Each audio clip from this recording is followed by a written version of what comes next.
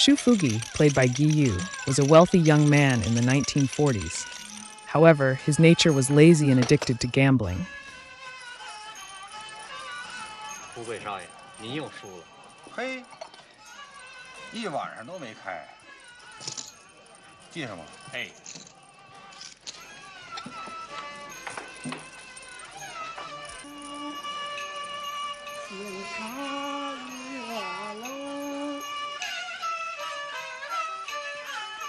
His father lamented that his foolish son was beyond redemption. 都改不了吃屎，你这小王八蛋！你就这么胡折腾，局着这点家底儿，非得让你折腾光了。你还能干点什么？你说，除了那事儿，你还能干什么？就不学点好，这王八蛋！没有老王八蛋，哪儿来的小王八蛋啊？我跟谁学好去呀？ And his wife, Jiazhen, played by Gong Li, repeatedly tried to persuade him to change, but to no avail. Fugui was frequently tricked by Long played by Ni Dahong, the shadow puppet troupe owner at the gambling house, leading to consistent losses and mounting debts. 到头了，您不能再玩了，您都输光了，您抵押那房产折合市价，都输给龙二了。 Pregnant with their second child, Jiazhen could no longer bear the situation and decided to take their daughter Fengxia, played by Zhang Lu, Xiao Kong, and Lu Qianqi, back to her parents' home, leaving her irresponsible husband behind. Fugui's gambling addiction continued, and one night he lost all of his family's assets, allowing Long to easily acquire the Shu family mansion. On the day of the property transfer, Fugui's father died from anger on the spot, and Fugui, now impoverished, left the mansion with his ailing mother, transforming from an arrogant young master to a homeless wanderer without a wife. After leaving the mansion, Fugui had no choice but to start a small business on the roadside, barely making ends meet with his mother. Over a year later, Jiazhen learned that Fugui had quit gambling, so she returned home with Fengxia and their newborn son, Yuking. The family began a new life in a small house. One day, Fugui returned to the old mansion and humbly asked Long who had won everything from him, for a loan to start a business and support his family. Although Long did not lend him money, he did give Fugui a box of shadow puppet tools that he had previously used to make a living, recognizing that Fugui still had a talent for performing, allowing him to support himself. 我当皮影班主的时候，从不跟人张口。这钱你得自个儿挣。As time passed, Fugui did not waste this chance at rebirth. He formed a troupe and traveled around performing, earning enough to support his wife and children. However, the Chinese Civil War broke out, and one day, Fugui's troupe was captured by the Nationalist Army, and he and his companion Chen Sheng, played by Guo Tao, were taken as prisoners by the nationalist forces, unable to return home. In the army, they met a fellow villager, Lao Quan, played by Li Lianyi, who had enlisted, and the three looked out for each other. Lao Quan's mindset was to survive and find his lost brothers.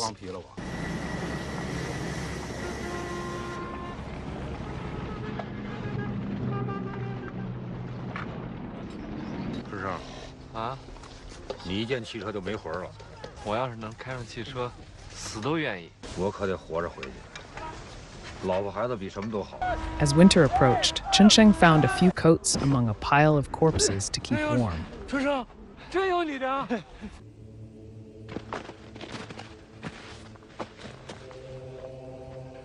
家里人都不知道，就这么死了。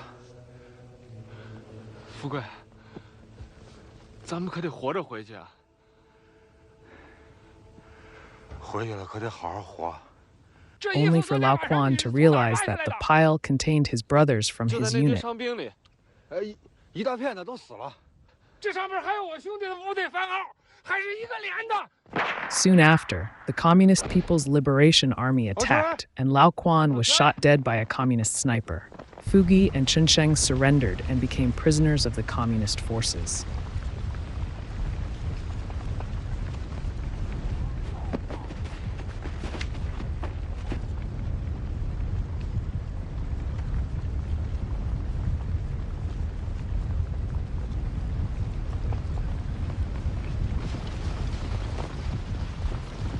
However, their skills in shadow puppetry were not wasted as they performed for the soldiers, boosting morale and managed to survive.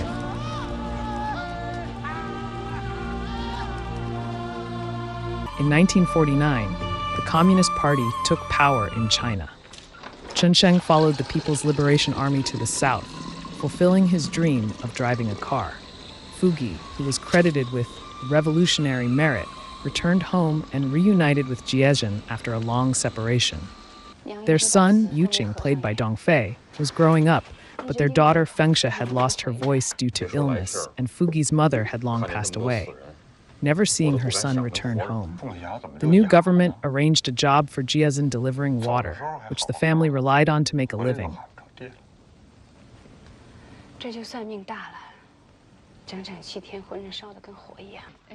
One day, the town mayor, played by Niu Ben, visited Fugui and informed him that the government was conducting a land reform movement.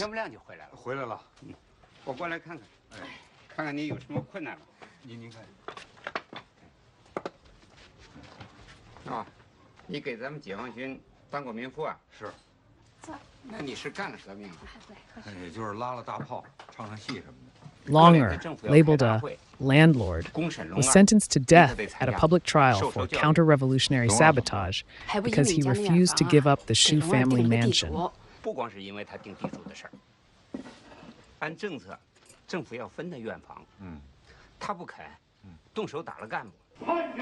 Fugui secretly felt fortunate, thinking that if he hadn't lost the mansion to Longer, it would have been him facing the execution.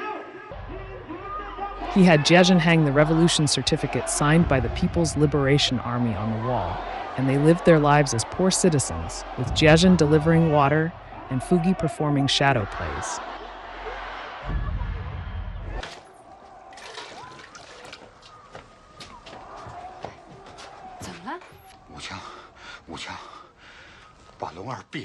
In the 1950s, the Communist Party launched the 3 Red Banners campaign, calling for a nationwide steelmaking effort. Every household contributed steel, working day and night using primitive methods. Even students had to participate. Yuqing worked continuously for several days without rest. And although Jiezhen wanted her son to take a break, one day, the district chief came to inspect the school's steelmaking progress. Fugui, thinking that the nationwide effort was not something his family could slack off on, still took the exhausted Yuqing to the school. Fugui told his son, "Our family is like a little chick right now. The chick will grow into a goose, the goose into a sheep, the sheep into a cow, and after that, it will be communism," hoping his son would grow up well and wait for better days. But fate was cruel. Yuqing fell asleep by the school wall, and the equally sleep-deprived district chief accidentally backed his car into the wall, crushing Yuqing to death.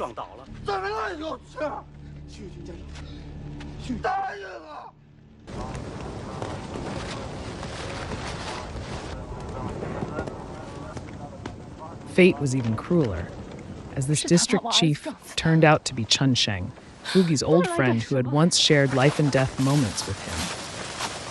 Due to the Communist Party's nationwide steelmaking campaign, the Shu family lost a beloved child.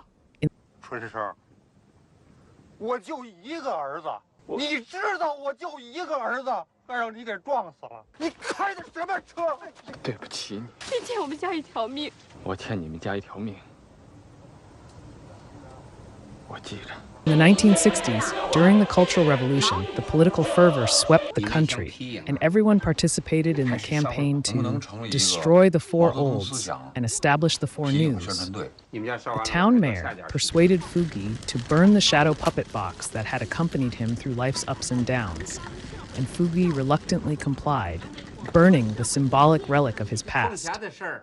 At this time, Fengshe had grown into a beautiful young woman, and Fugui and Jiezhen began looking for a match for her. With the mayor acting as a matchmaker, a crippled worker named Wan Erxi, played by Zhang Yimou, came to Fugui's home for a match. And the 2 young people fell in love at first sight, getting along well.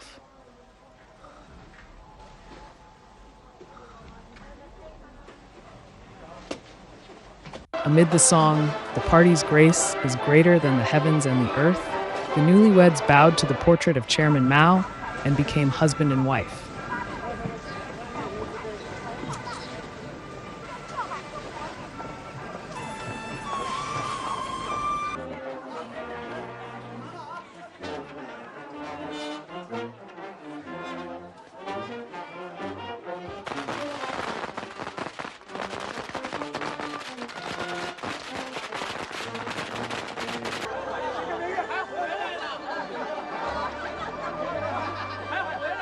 刚才看见人多，挺热闹，就没进来。富贵，嫂子，我走了。我知道你还是不想见我，我把礼物留这儿。你把礼给他退回去，他的东西咱不要。啊，这是毛主席。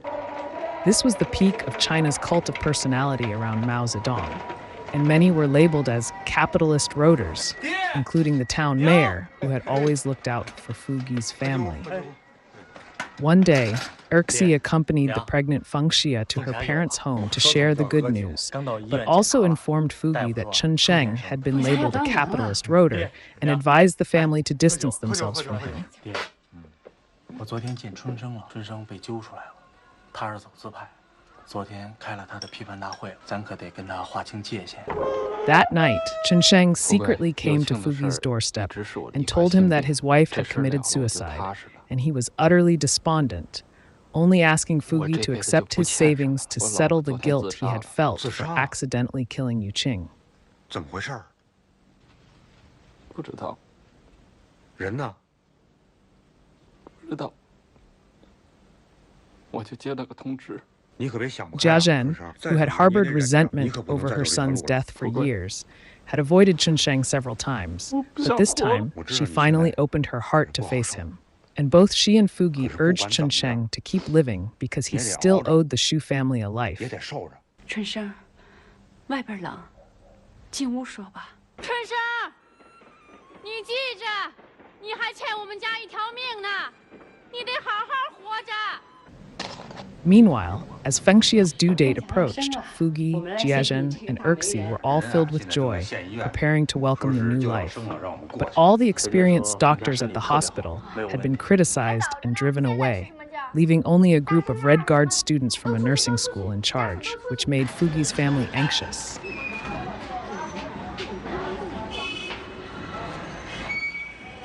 我看这些人都这么年轻，都是些护士吧？ 这儿早被护士学校的护理者将夺权了。 Amidst the joy, tragedy struck. Fengxia successfully gave birth to a baby boy, but she suffered postpartum hemorrhaging.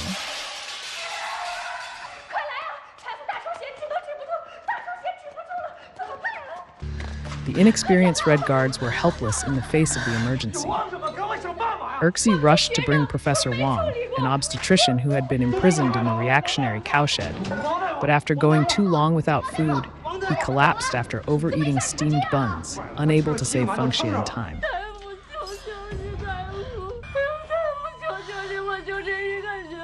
Due to the Cultural Revolution, the Shu family lost another beloved child. Years later, Fengxia's son was given the nickname Mantu, and Jiazhen fulfilled her promise to her daughter, taking a photo of Mantu every year. 让凤霞看一眼，馒头又长了1岁。